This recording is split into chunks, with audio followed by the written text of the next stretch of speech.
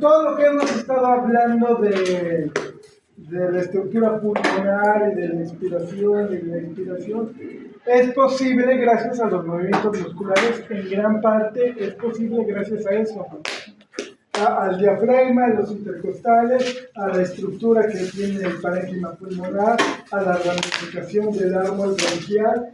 Es factible por eso, pero también es importante la hermeticidad que la cavidad torácica tiene. La cavidad torácica, digamos que está al alto vacío, como las conservas de las latas. Tiene una presión diferente a la presión atmosférica y eso permite que el tejido laxo, que es el pulmón, se pueda expandir. A eso le llamamos presión negativa intratorácica. En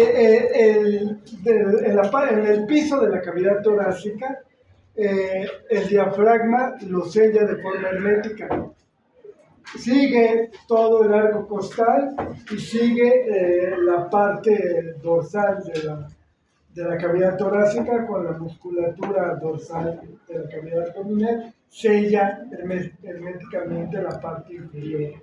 Y también muscularmente el opérculo torácico sella de forma hermética la parte superior de la entrada de la cavidad torácica, de tal forma que toda el armazón de la estructura de la cavidad está ausente de aire. El único aire que hay es lo que está dentro de los pulmones, lo que está estrictamente circulando dentro del árbol bronquial. Es el único lugar donde hay aire. Por tanto, fuera de eso, no hay aire y puede permitir la expansión de los pulmones. Para permitir ese alto vacío, también juega un papel importante la pleura.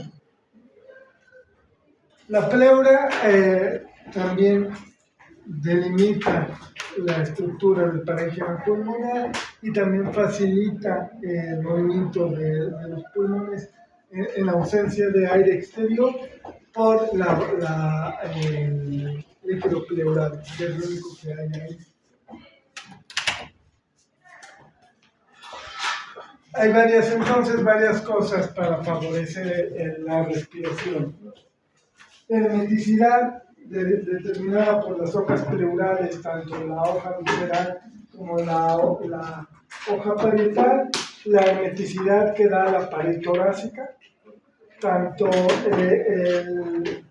los intercostales como los propios huesos, como el músculo diafragma, como los músculos del cuello que cierran la parte superior, y la presión atmosférica a la cual está sometida el animal durante la respiración. Dado que la presión atmosférica tiene una determinada presión según la altitud, eso también favorece que los pulmones se expandan. Pero es indispensable que esa hermeticidad de la cavidad torácica se mantenga en todo momento para evitar que la presión atmosférica del exterior entre a la cavidad y cause algún tipo de trastorno, que generalmente lo va a causar. Depende de la cantidad de aire que entre. Dado que la diferencia de presión sí es significativa, cuando hay alguna lesión que comprometa la integridad de estas cosas que les digo, la pleura, los músculos, y permita que el aire de afuera entre, va a tener un impacto en el pulmón. Por lo general lo va a colapsar de forma completa o de forma incompleta según el área afectada.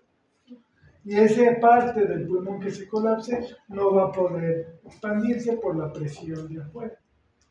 Y por tanto, eso va a delimitar la capacidad pulmonar, la capacidad de expandirse del pulmón, y del paciente se va a ver reducida si hay una falla en este sistema de presión. Dale a la ok. Aquí en este esquema puedo otra caso de ejemplificar mejor lo que les acabo de mencionar. Este es un pulmón, este es el pulmón, este es el mediastino. No hemos hablado ni de esto, ¿verdad? ¿El mediastino ya hablé? Es un ejemplo de hablé. Bueno, para efectos mecánicos, para efectos de física, la presión atmosférica es una presión positiva. El cuerpo del animal está adaptado a esa presión. El cuerpo de todos los animales estamos sometidos a una presión atmosférica. No lo sentimos porque ya tenemos una adaptación. Nacimos bajo esa presión y tuvimos tiempo de adaptarnos. Esa presión es significativamente más fuerte que la presión que hay aquí. Repito, aquí no hay aire, salvo lo que hay dentro del parénquima pulmonar. Lo que hay aquí está ocupado por líquido pleural, que amortigua el movimiento y que facilita el movimiento. Pero fuera de eso, no debe de haber aire aquí. Pero hay una presión que es negativa con respecto a la presión positiva del exterior. Pero si por alguna razón algo sucede aquí, hay un accidente o cosas así, y el aire que hay aquí entra aquí. El aire que hay aquí entra, pero la única vía de entrada es las vías aéreas. Como la presión que viene de afuera entra por la tráquea y se distribuye por los bronquios, esa presión positiva hace que los pulmones se expandan aquí con facilidad gracias a la presión negativa que impera aquí. Pero es la única vía de entrada que hay. Si por ejemplo hay una entrada adicional por algo, en las flechitas, gracias a las flechitas empujan al parénquima pulmonar hacia acá. Cuando haces esto, estás pegando y expandiendo los pulmones sobre sus propios límites, pero gracias a que hay una presión negativa aquí que es infinitamente, no es infinita, pero es significativamente menor a lo de afuera, pues fácilmente la presión positiva que viene del exterior expande los alvéolos con mayor facilidad y permite que se expanda el parénquima pulmonar. Que ya lo veremos en la práctica, verán que es como una esponja, tú lo aprietas, siempre y cuando esté sano ese pulmón, va a regresar a su presión original. Pero si hay una ruptura que sea en decremento de la hermeticidad, de que los músculos se rompan, de que la pleura se desgarre, entonces el aire del exterior va a encontrar otra entrada y va a ocupar rápidamente ese espacio porque, repito, aquí no hay aire. Entonces la negativa chupa el aire del exterior, de inmediato lo absorbe y ocupa todo ese espacio. Como el pulmón es un tejido friable, ligeramente es un tejido macizo, es un órgano parenquimatoso, como lo hemos mencionado antes, pero es muy sensible. Entonces, rápidamente va a ceder a la presión. ¿Y qué va a pasar? Se va a apachurar más que puede. No se rompe ni nada, pero se colapsa sobre la presión que impera. Y como consecuencia, aunque entre aire por acá, la presión que ya entró por aquí va a ser mayor a la presión que entra aquí y el pulmón no se va a poder expandir. Va a haber un colapso. Aquí se los pongo muy crítico, pero en la realidad pues va a depender de qué tan grande es el boquete que se hace aquí y a qué velocidad entra el aire. Puede ser puede ser así, un colapso total, o puede ser un colapso parcial, pero finalmente es un colapso. Y eso finalmente va a tener un impacto sobre la capacidad respiratoria del paciente.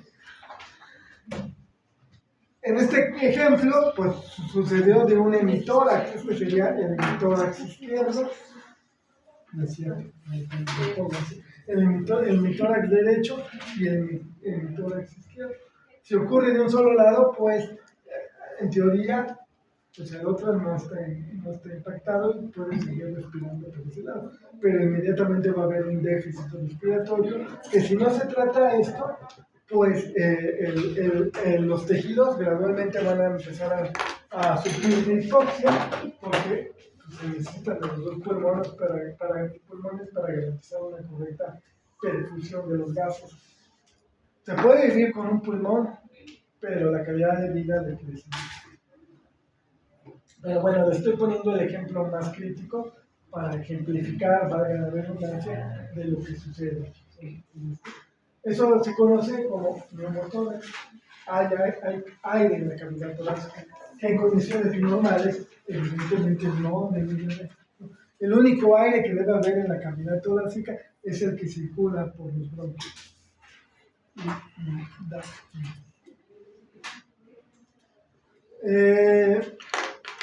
¿Qué sigue, mi estimado? Ya. Lo que ya habíamos visto en mi destino. No mencionó. No. Bueno, entonces, la presión negativa que existe dentro de la cavidad es esencial para permitir el correcto funcionamiento de la expansión pulmonar. Adicional a todo lo que ya mencioné, el movimiento del diafragma, el movimiento de los intercostales, la flexibilidad del arco costal, etcétera, etcétera, etcétera. De hecho, en patología una manera de saber si el animal empezó por neumonía o no es durante la necropsia, mientras la cavidad torácica esté intacta, es hacer un hoyito y si escuchamos cómo entra el aire, quiere decir que al menos esa cavidad torácica no sufre un colapso pulmonar. La entrada de aire permite nos da la idea de que está hermético. Es una prueba para determinar integridad de la cavidad torácica bajo ciertas condiciones patológicas a nivel pulmonar.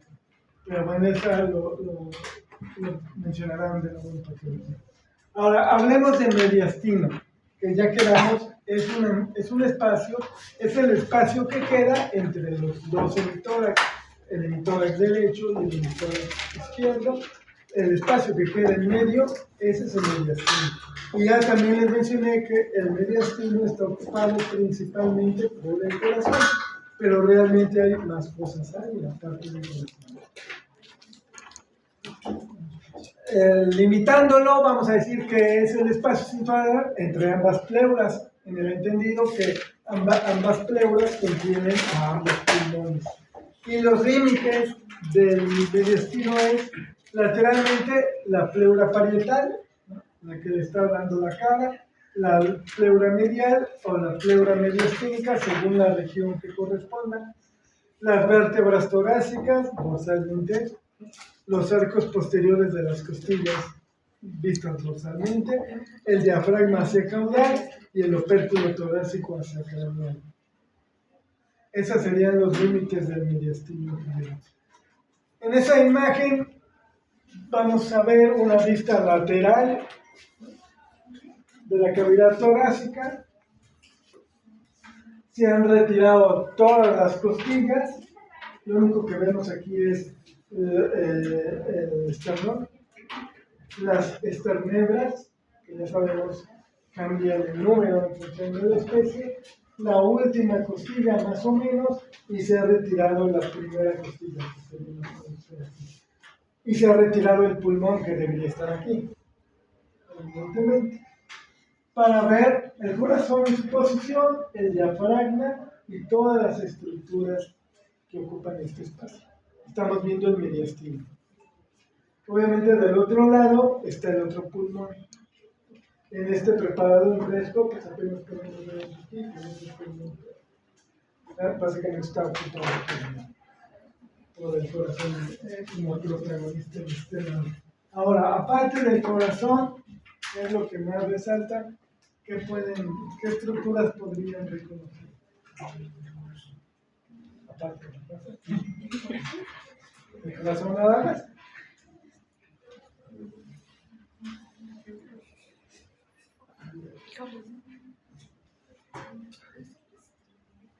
El esternón ventral. Bueno, el corazón. Que la fregada. Que la. Sí, el corazón es todo esto. Vamos a. Aquí está el corazón. Aquí estoy tratando de... Este es el corazón. Esto es lo que ocupa la mayor parte del espacio mediastínico, pero hay cosas aquí y hay cosas detrás del corazón. Este es el diafragma, esto es para efectos de esta imagen en la última costilla, esto es el límite caudal, esto es caudal, esto es craneal, acá es dorsal y acá es ventral, aquí está el esternón, aquí está el hipoides. Y técnicamente de aquí para acá ya entramos al territorio de la cavidad abdominal, pero eso ya es otra cosa. Ahora, esta tirita que ven aquí, que pasa por aquí y como que queda, esto es el diafragma, esto es un nervio, se llama nervio frénico, y pasa por a cada lado, es un nervio par, hay uno derecho y otro izquierdo, y pasa a cada lado del corazón. Entonces es otra estructura que podemos ver o que podemos describir en el mediastino y que ocupa varias regiones del mediastino. El mediastino lo podemos clasificar en mediastino craneal, mediastino medio y mediastino caudal. El nervio frénico, por su distribución, en este ejemplo, pues está en todas las regiones porque transcurre, ¿no?, por todo, de hecho, entra al opérculo con muchas otras estructuras desde el cuello y se distribuye hasta el diafragma. Se llama frénico porque es el que mueve el diafragma. Bueno, es uno de los tantos. Otra estructura que se puede ver, por ejemplo, esta de acá, que se pierde. Esta de aquí, ¿qué creen que sea?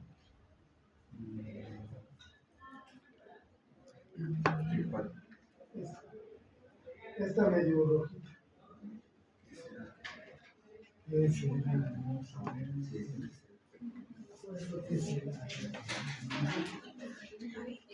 ¿Qué pasa? Ay, no por sé. ahí? Esta ¿Se otra, ¿no? acuerdan Que no sé si está gacho, la laringe, parte del esófago, no sé. ¿Se acuerdan que el diafragma tenía tres Porque yo voy a empezar a arreglar mentiras de ella. que llamábamos Ah, es hiato bien. fulanito de tal, hiato fulanito de tal? No, ¿por qué estructuras atraviesan el diafragma? ¿Cómo se llama? Sí, me acuerdo que eso.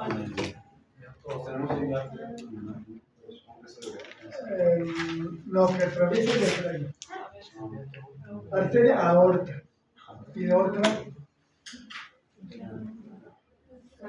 hay una arteria, debe haber una. Esa es la vena cava. Y hay un tercer agujero. Es lo que pasa hacia cavidad abdominal, que ya no es arteria. Esófago. Entonces, solo tenemos tres cosas: o es una arteria, o es una vena, o es el esófago. No es el esófago. Entonces, es la única que queda ahí por posición es la aorta. Eso es la aorta. Porque el hiato para la vena cava caudal está más acá, está más detrás. Esta es la aorta. Delante de la aorta vamos a encontrar el esófago, que casi no se ve. Esto es lo importante también de regionalizar el mediastino, porque podemos caracterizar las estructuras que hay. Aquí vemos algunas, estos son nervios, estos son plexos nerviosos. ¿Qué es un plexo nervioso? Es un acúmulo de cuerpos neuronales fuera del sistema nervioso central, que emiten nervios pequeños que se van ramificando a las estructuras vecinas. Muchos de estos nervios van a inervar la musculatura dorsal de la cavidad dorsal y algunas estructuras de órganos que están aquí. Otra cosa importante, por ejemplo, en este animal, esta pequeña cantidad de grasita, que es donde ocuparía el timo su lugar. pero a medida de que el timo, más bien a medida de que el animal va creciendo, el timo va degenerando y va dejando tras de sí grasa. Pero más o menos ocupa este sitio.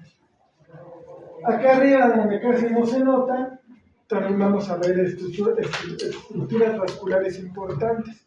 La aorta que emerge del ventrículo izquierdo da una vuelta, así, se llama callado y sigue por acá, y va hacia abajo, va hacia el caudal. En su trayecto va emitiendo ramas, pero eso luego lo vemos. Lo importante es que aquí está el callado de la aorta y en esa curva que hace la aorta emite ramas que están aquí y que son también importantes. El tronco brachiocefálico, la arteria carótida interna y otras que vamos a mencionar más adelante. Y la llegada de la vena cava craneal que entra desde el opérculo y desemboca en el atrio derecho. Por el lado de abajo, la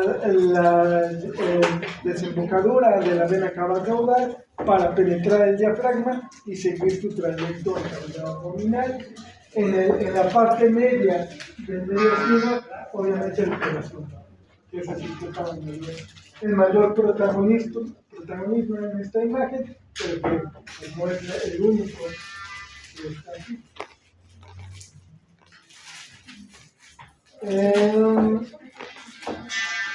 Ay Dios, ¿esa es la que sigue? No sé por qué. No sabía, ya no sabía enseñar esto. ¿Y por qué no volvió a enseñar? Bueno. Mediastino craneal, mediastino medio, mediastino caudal. Ya lo había mencionado.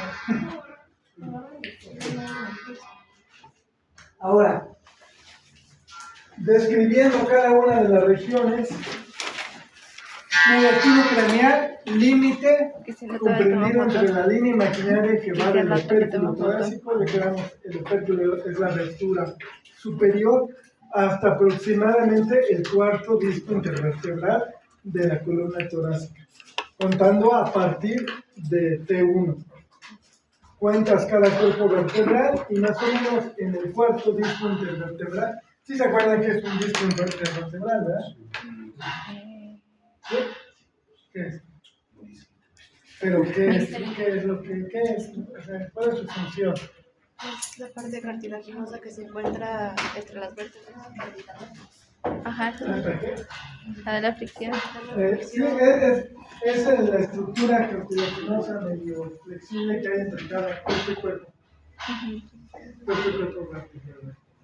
Entonces, contando a partir de la primera vértebra torácica y contando a partir de su cuerpo, se van contando los discos intervertebrales. Cuando llegues al cuarto disco, imaginariamente, ese sería el límite del mediastino craneal. Si sigues contando, ya estás en el mediastino, pero ya estás en el mediastino medio.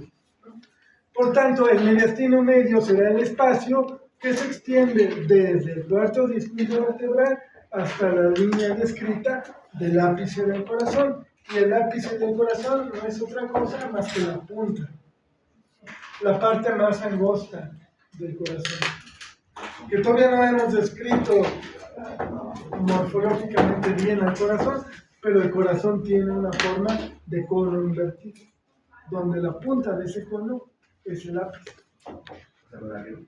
Lo de abajo. La base es lo de arriba. Entonces, el corazón está en el mediastino medio. En el mediastino medio. Ocupa casi todo el espacio. Y el mediastino caudal, situado detrás de ese ápice, todo lo que haya detrás de él, hasta la pared torácica dorsal, ¿no? Todo lo que ocupe el espacio de la cúpula diafragmática, todo lo que sea caudal a este músculo, será el espacio, el mediastino caudal. Eso descrito con palabras lo más sencillo posible. Ahorita se los pongo con una imagen para ponerlos en tiempo de eso.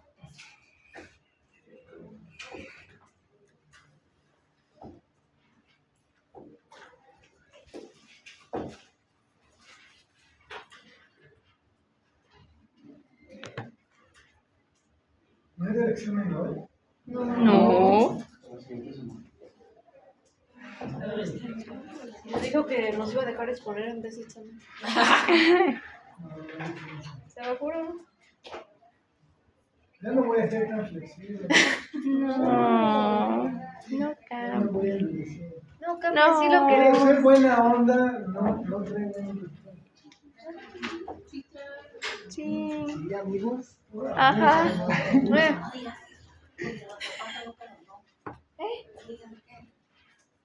Háblame fuerte, yo soy viejita. No le digas nada a Fin. Que También tengo que tener esa voz.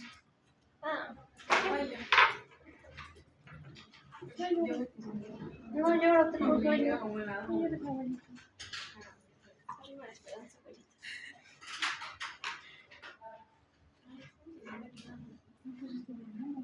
¿Cuál diagrama?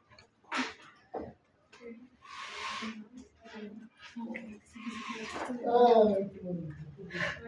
Mira, si puse diagrama, yo me entiendo que es diagrama, no te preocupes.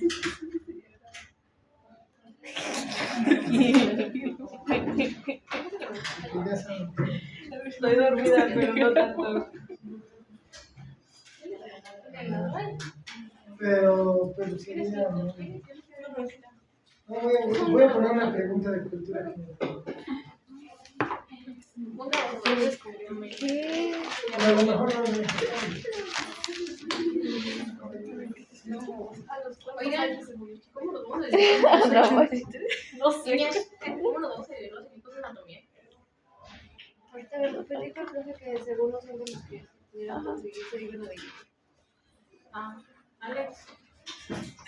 Ya te la sabes. Échale ganas. Échale ganas, Échale Alex. ganas. María, nos paramos. Ájale. Mucho. Dinero. Eso es aprovecharse. ¿Puedes conseguir uno de tigre, por favor? ¿Dónde sacaste esa payasada, Yuri? Para no decirte más feo. ¿Puedes conseguir uno zoológico?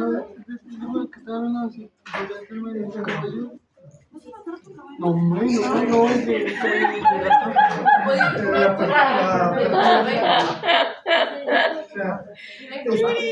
Qué bonita imaginación tienes. antes de que, qué bueno que estoy escuchando que los pulmones del trabajo. Si los logras conseguir, Alex, consigue una manguera. Una manguera cuyo diámetro sea similar al diámetro de la tráquea de ese órgano, porque a ver si la podemos inflar. Hay una manguera en el laboratorio, pero es una manguera así, entonces no se va a inflar con esto. Les voy a traer una bomba más potente para que podamos, porque tampoco con la boca vamos a poder inflar. Para otros son, para cualquier otro pulmones, sin problema, pero para pulmones de caballo, pulmones de vaca, sí va a costar trabajo. Con una Que se la manguera. roba Payín. Eso sí, los consigues. El encargado de Hablas como si yo viviera Bueno, ahora, Mira que no gastas ahí. aquí está de nuevo la imagen que les acabo de poner, ¿no? Más grande, pero ahora lo voy a regionalizar por los compartimentos y voy a enlistar todo lo que hay en esos compartimentos de forma general. En la mayoría de los animales existe eso, sin importar que esté fiel. Entonces, de nuevo, tenemos la cavidad del mediastino vista lateralmente, el corazón está aquí, ¿no? Este es el límite caudal, este es el límite craneal, este es el límite dorsal, este es el límite ventral. Dándolo regional, vamos a ver lo siguiente. Esto es el mediastino craneal, siguiendo más o menos los límites que acabamos de mencionar. El opérculo torácico como límite superior y más o menos el cuarto disco intervertebral, contando desde la primera vértebra torácica, que sería más o menos en esta altura, 1, 2, 3, 4. Y ahí trazamos una línea imaginaria de dorsal a caudal, de dorsal a ventral, perdón, hasta más o menos acá. Pero la tenemos que proyectar un poco más acá, porque tenemos que darle espacio a lo que hay delante del corazón. Ya vimos que el corazón ocupa el mediastino medio, pero hay cosas delante de él, como hay cosas detrás de él.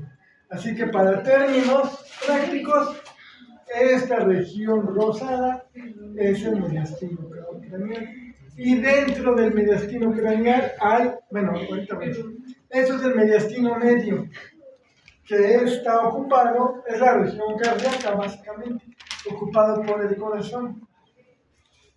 Y el mediastino caudal, que es lo que está debajo del ápice del corazón, lo que está entre el ápice y el diafragma, y todo lo que esté siguiendo la curvatura natural del diafragma hasta acá y hasta acá. Es la región más pequeña, o el compartimento más pequeño. El compartimento más grande es este, y el compartimento es este. Ahora sí, ¿qué hay en cada uno de ellos? Dale. Entonces, en el mediastino craneal vamos a encontrar tronco brachiocefálico, que es una rama del cañón de la aorta, la arteria central izquierda, la vena brachiocefálica, la vena cava craneal, la arteria y vena torácica interna, el nervio frénico izquierdo. Esto se va a repetir porque aquí pasa, pero pasa por acá también y luego pasa por acá. El nervio vago izquierdo, otro que lo omití horriblemente y es bien importante. La tráquea, porción torácica, y el esófago, porción torácica. Porque el esófago pues, tiene su porción cervical. Y el timo en jóvenes. ¿Qué pasó? El timo es una glándula. Es una glándula que cumple funciones inmunitarias principalmente. Pero es temporal. En grandes rasgos, esas son las estructuras que hay en el mediastino. En el mediastino medio tenemos lo siguiente: el corazón en su pericardio, el nacimiento de los grandes vasos. Cuando hago mención en ese término, lo único que estoy haciendo referencia es el nacimiento de la aorta y la llegada de la vena cava craneal y de la vena cava caudal, respectivamente. Nervio frénico izquierdo, de nuevo, es como el nervio frénico. Llega desde el opérculo y se distribuye por toda la longitud. El nervio frénico izquierdo, el conducto torácico que es linfático, la vena acigos, la bifurcación de la tráquea, es decir, la carina está en esta región, los bronquios principales, derecho e izquierdo, antes de entrar a los pulmones, antes de llegar al ilio pulmonar, y el esófago en su porción torácica, que también ya lo tenemos acá. Y finalmente, en la porción inferior, en la porción caudal, tenemos mediastino caudal, nervio frénico izquierdo, y hasta ahí va a llegar porque se distribuye en el diafragma. El nervio vago izquierdo, de hecho el nervio vago izquierdo emite ramas aquí, inerva estructuras de la cavidad torácica, pero el nervio vago izquierdo atraviesa el diafragma y sigue la cavidad abdominal. Lo hace a través de uno de los hiatos. La vena cava caudal, que sigue su trayecto hacia la cavidad abdominal a través del alto de la vena cava. La vena cigos, igualmente sigue un trayecto más allá. La aorta torácica sería lo que está aquí, su porción torácica. Hay su porción abdominal, pero todavía no llegamos ahí. El esófago, porción torácica, que va a seguir hacia cavidad abdominal a través de su propio hiato, y la cadena ganglionar simpática, que es lo que les mencionaba aquí. Esta es una cadena ganglionar. Aquí hay unos ganglios, acá hay otros, que corren dorsalmente. Ahora, solo hemos mencionado las estructuras anatómicas que están regionalmente en cada compartimento, pero todavía podríamos decir, ok, cada compartimento del mediastino tiene estos elementos, pero los podemos todavía localizar de forma más precisa, es decir, dorsalmente están estas cosas, ventralmente están estas cosas, cranealmente están estas cosas, y caudalmente están estas cosas. Algunos son pares, algunos son impares. Depende de la posición que tenga. Obviamente el corazón es impar, no es del corazón. Pero estas son todas las estructuras que hay en cavidad torácica. Como ven, no solo son corazón y pulmones, hay realmente mucho más cosas, hay más detalles que ver. Esto es importante, claro, todo es importante, pero por ejemplo, en una cirugía de cavidad torácica tienen que considerar todo esto. Lo que hay aquí, lo que hay acá, lo que hay acá.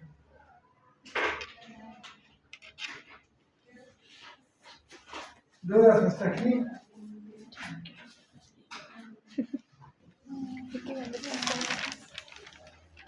El conducto torácico nada más es, o sea, literalmente, como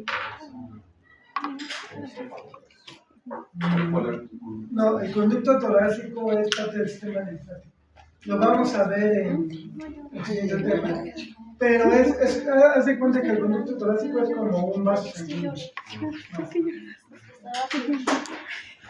Pero en lugar de llevar sangre, lleva linfa. Que por cierto, en un cadáver, los vasos linfáticos son muy difíciles de ver porque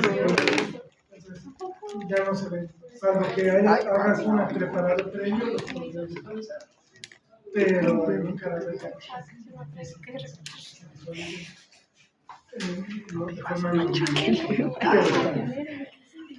No me manchó. ¿Alguna otra pregunta, duda, comentario? ¿Tu pregunta?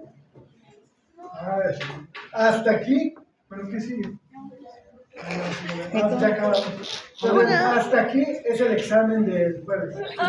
¿Cuál? Del martes. Uy, el jueves ya que no. Estamos hablando de que de hoy en 8 días el examen. Y el examen es generalidades de esflegmología, cavidad, aparato respiratorio y cavidad. ¿Suena mucho? Sí. Pero bueno, no es tanto como los siguientes exámenes. Sí, el circulatorio está más chiquito. Preguntas, yo creo que unas 20. Todo lo que pueden hacer en una hora más. Una. A lo más hora y media, pero no creo. Considerando que tenemos que hacer. Entonces, la recomendación de todos los días, de todos los semestres es no se confíen. Son muchos exámenes, pero no se confíen. No sé, pero dile que sí. Ya les dije que posiblemente les ponga un esquema de los que de los bronquios. de los bronquios. Depende del espacio, cómo organiza el espacio. Como no quiero intervenir en los ojos. Sí, no, sí, puedo decirlo. Preguntas y dejo espacio para eso. No sé, pero posiblemente. Bueno, entonces, hasta aquí dejamos. No, okay. Buena pregunta. Hasta aquí es el Es que examen. no alcanzamos todo. Hay que juntar a los mismos. Ahora sí, pone la otra. ¿Yo qué? Ya les envié el examen, ¿verdad? No me manché. Ah, yo digo que el circulatorio está más chiquito. No, pero no me manché. Pues es que el circulatorio se va a saber. Como que la sangre. Entonces, vuelve a la casita y abre el ¿y qué dice circulatorio? Vamos a empezar. Bueno, cardiovascular. Solo en modo Oye, hija. ¿Qué pasa? No, pues, a buen salto de encomiendas. Ay, Alex, ¿cuántas diapositivas son? Son 80 y... No aguanta, no aguanta, es que tengo ciego. No te convienes a buenos saltos. Bueno, No vi que terminaba en 3, tema nuevo. Son 3 diapositivas. pero al principio no entendí si era 3. El examen de esto es solo esto, ¿eh? O sea, Está el chiquita. parcial número 2 solo va a ser esto. Si no hay dudas de lo anterior, gana la siguiente. Como en todo, generalidades. Función y componentes. Aquí está el esquema en conjunto, el esquema completo. Cuando hablamos de aparato circulatorio, hablamos de la bomba que lo propulsa, el corazón, hablamos de los vasos sanguíneos y hablamos del sistema linfático, que estrictamente hablando es una cosa completamente diferente, pero está conectada con el sistema circulatorio y concretamente está conectado con el lado venoso. El sistema circulatorio son dos sistemas en uno, el sistema arterial que lo maneja un lado del corazón y el sistema venoso que lo maneja el otro lado del corazón. El lado derecho del corazón maneja sangre arterial, sangre venosa, y el lado izquierdo sangre arterial. Pero los libros y yo metemos también el sistema linfático, aunque el sistema linfático es básicamente parte del sistema inmune, pero cumple funciones también de transporte y también tiene otras funciones que vale la pena mencionar aquí. Para efectos de esta clase lo agarramos en este punto. Ahora bien, primero cuáles son las funciones y después cuáles son los componentes. Funciones, mis estimados. ¿A qué sirve? Ay, pensé que me quedaba ahí. Ya la puse. Funciones, Daniel. Transportar. Distribución de nutrientes. Spoilers. Distribución de nutrientes era lo primero. No sé, nunca me ha pasado. Funciones. Transportar oxígeno, transportar desechos, transportar nutrientes, a la vez de que transporta oxígeno, detoxifica en cierto modo, Yo no veo bien. lleva los nutrientes a los órganos, a los tejidos. ¿Alguna otra función aparte de eso? Lleva hormonas, inmunitaria por ahí se escucha. ¿Qué no? ¿Qué lo estás viendo? No seas tramposa, Araceli. Como otra vez. Bueno, ponlas. Entonces, No es cierto nunca, ni que fuera bendita. distribución de nutrientes y oxígeno, que es lo que de dominio público vamos a llamar. Colección de metabolitos, colección de transporte. Y dióxido de carbono, transporte de dióxido de carbono, transporta agua, básicamente el plasma es agua, y disueltas en esa agua hay electrolitos, enzimas y hormonas, que al estar disueltos en ese plasma sanguíneo, pues también se transporta. La coagulación sanguínea, punto importantísimo de la sangre. La cicatrización también es una función del sistema circulatorio. La termorregulación, por el transporte de la sangre se puede mantener una temperatura corporal constante. Y defensa contra agentes patógenos, la parte inmunitaria. Dado que la sangre junto con el sistema linfático recorre cada rincón de los tejidos, es la vía principal para las defensas corporales, sean estas defensas celulares o sean defensas innatas. Esas serían las funciones del sistema circulatorio, que son posibles gracias al trabajo mecánico de esta cosa. Ahora, los componentes estructurales, ¿cuáles son? El corazón. Venas, arterias. ¿Del corazón? Sí. ¿Y qué más? Venas, arterias, capilares. Vasos capilares.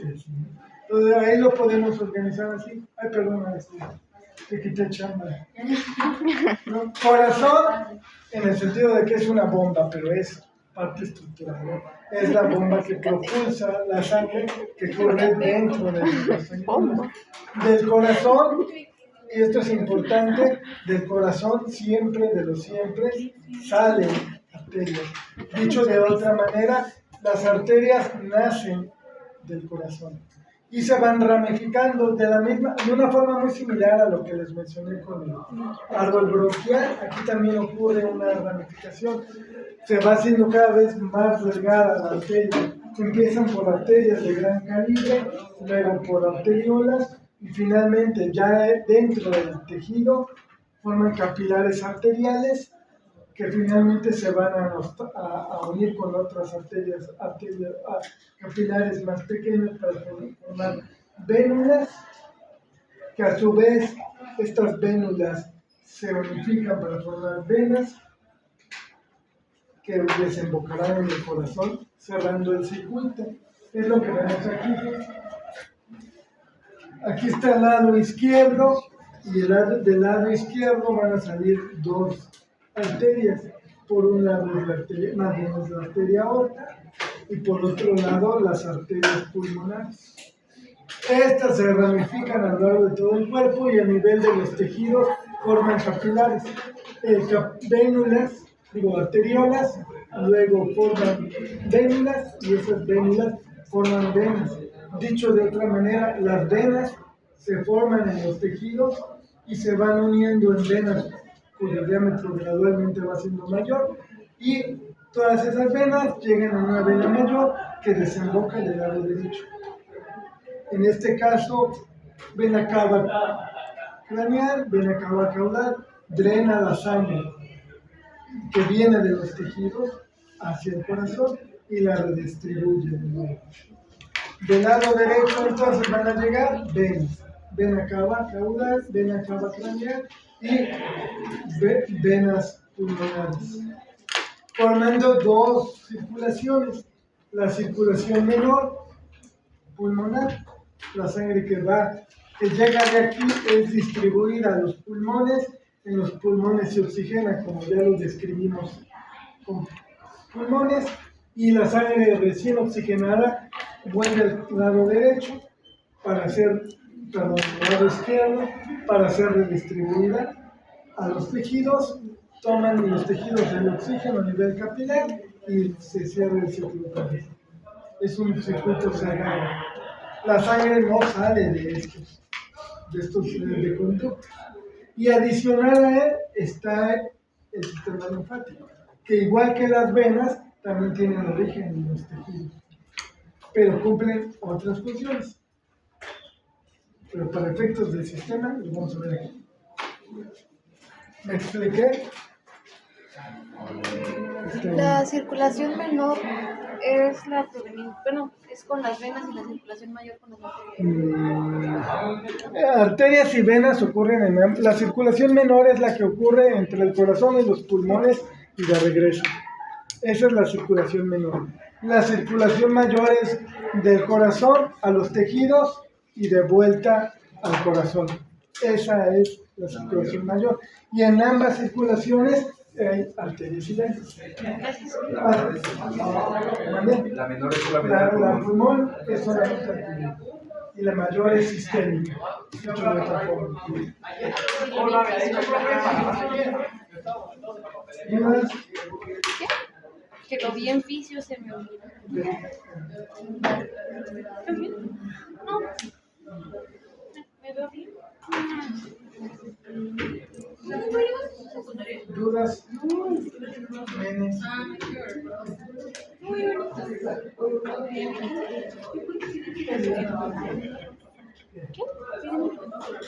Arteriolas es arterias de diámetro pequeño, antes de ser capilares.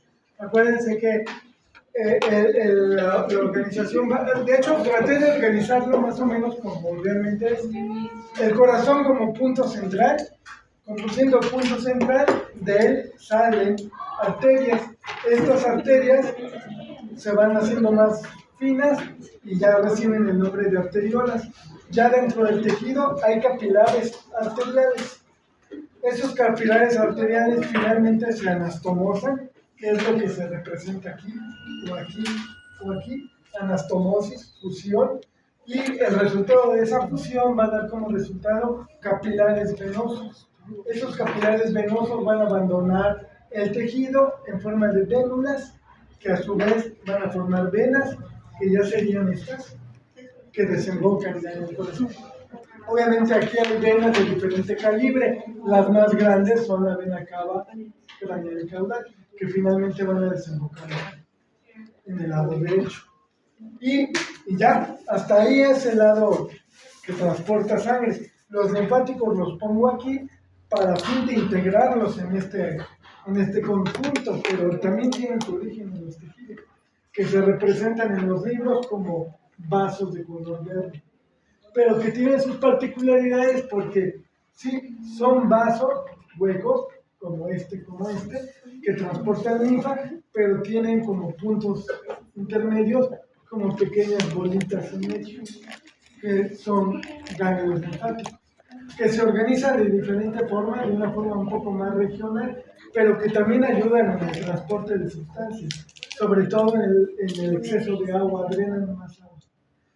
Y hablando de drenaje, las venas drenan tejidos, las arterias nutren. Las venas drenan líquidos, drenan los tejidos y las arterias nutren. Pero los dos están relacionados. Es en las arteriolas donde hacen los exámenes de oximetría o algo así. Más Me abajo, gusta las dientitas, fíjate, sácale dado cosas que rápido. las paredes, así como en la tráquea, a medida de que los bordes se delgados y perdían capas, aquí también van perdiendo capas. Entonces, la oximetría es posible porque es más fácil prescindir a través de esas capas. No se puede hacer, aunque técnicamente se puede. Piensa que faltas beber Es las más fácil dientitas. hacerlo. Por ejemplo, también Piensa que le puse una vez y bebe las dientitas. porque a nivel de capilares del dedo, la luz Bebe las dientitas cuando le sacas por largo. estima la cantidad de oxígeno que puede pasar a través de la pared de un capilar que a través de la pared de un vaso.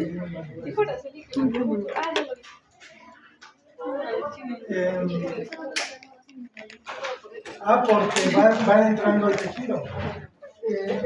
Vamos a ver más adelante que, por ejemplo, en un cadáver podemos ver la aorta, es como la tubería de la casa. La bomba del agua está conectada a tubos gruesotes, pero a medida que se va distribuyendo a los servicios, el calibre del tubo se va haciendo más grande. Digamos que la llave por donde le abres para jalar, ya estás en el tejido y es ahí donde tienes el recurso. El recurso es la sangre. Lo preciado del sistema circulatorio no es estructuralmente esta organización, sino lo que circula. Si no hay sangre aquí, pues el sistema circulatorio no tiene razón de existir. ¿Para qué va a haber una bomba si no hay nada con que lo propulse? Entonces, es un sistema cerrado, es un sistema que se multiplica. ¿Me he explicado?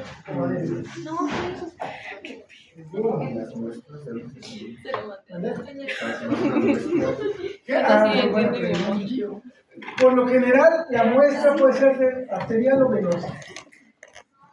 Depende de la circunstancia. Si lo que quieres medir es cantidad de oxígeno, pues la arterial. Otro punto importante, por ejemplo, aquí. Comúnmente decimos que tenemos risueñas aquí desde hace rato. Y Gaby se está conteniendo mucho. Muchas cosas raras. Bueno, comúnmente decimos que aquí transporta oxígeno, pero que también hay. O sea, no es que no haya, lo que pasa es que hay en menos proporción, menos concentración. Para términos generales, sangre desoxigenada, sangre oxigenada. Entonces, si por ejemplo tu objetivo es medir cantidad de oxígeno, pues debes buscar una arteria y con más sangre. Pero para la mayoría de los casos, por ejemplo, cuando vas al laboratorio clínico, quiere una muestra de sangre de usted. Pues basta con una muestra de salvo que el médico diga lo contrario, la muestra en el 90% de los casos es venosa. Y también no lo es por otra razón, porque las venas son más accesibles que las arterias. Las arterias por lo general, y este es un sistema de protección, son más profundas. Porque si hay una ruptura, preferible que sea venosa. Finalmente están transportando cosas que son desechables. Si hay una ruptura arterial, es más peligroso. Obviamente, si esta ruptura de acá no se trata, pues también va a ser peligroso, porque vas a drenar toda la sangre por aquí, finalmente es un sistema cerrado. Muy bien. Sí, dale. Una forma de organizar la información para que sea más fácilmente digerida es como esto. Aparato circulatorio como un todo lo podemos dividir en dos. Aparato cardiovascular y sistema linfático. Aparato cardiovascular, hacemos referencia al corazón y a los vasos sanguíneos, lo que les acabo de mencionar. Circulación pulmonar o circulación menor, circulación sistémica o circulación mayor, ambas están conectadas con el corazón y en el interior de esos vasos sanguíneos circula sangre, no hay más. Los vasos linfáticos forman parte del sistema circulatorio, pero es un sistema aparte, está formado por vasos linfáticos propiamente dichos y ganglios, puse ahí ganglios, pero es ganglios linfáticos. Y dentro de ellos no circula sangre, circula linfa, que es un líquido muy similar al líquido intersticio. ¿Ya vieron lo del intersticio en fisio? No. Bueno, o sea, en fisiología hay dos compartimentos importantes, el intracelular y el extracelular. Para términos generales, el extracelular es el intersticio, es lo que rodea la célula. Y hay agua ahí, como hay agua en el interior de la célula, también lo hay en el exterior. Esto es el intersticio en términos generales. Y la linfa es un derivado de ese intersticio. Lo mismo el plasma, porque también el plasma sanguíneo es un compartimento fisiológico. Se parecen, tienen composición similar, pero circulan por vasos distintos. Esta es una clasificación normal.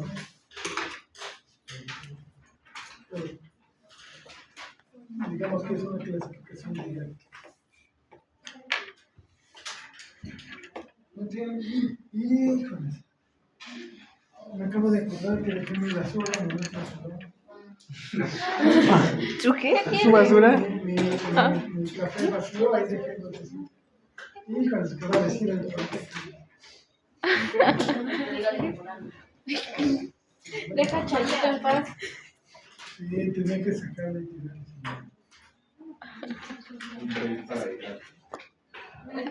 Ella o ¿Eh? Para tirarlo. No hay café afuera. Pero sí, Quiero que vaya a la café. Nos vemos en un minuto.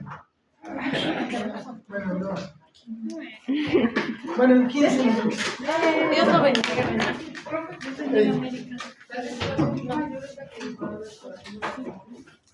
La circulación mayor es la que va del corazón a los tejidos y la regresa.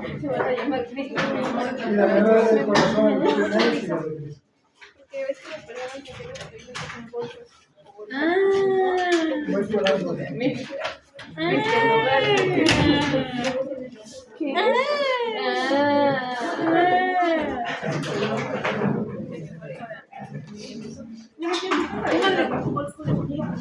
¿Por qué de Cuba, güey? ¿Qué chingados que me quedo?